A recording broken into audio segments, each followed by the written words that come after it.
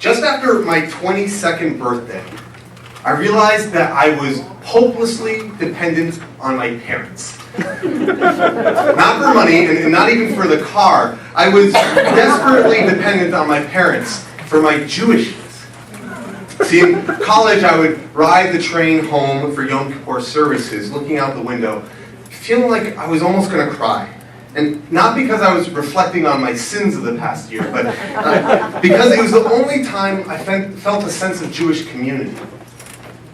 As graduation neared, I finally invited some activist Jewish friends over, and we had a weekly Shabbat services, and we tentatively sing the opening prayers together. But what then? Conversation often faltered, and pretty soon I was back to my lonely train rides. I came to JOI still fresh off this well-intentioned yet really awkward Jewish experience.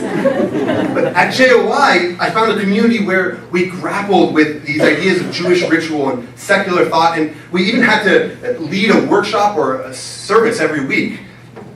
When my birthday approached this year, I woke up thinking, boy, now I'm woefully dependent on JOI for my Jewishness.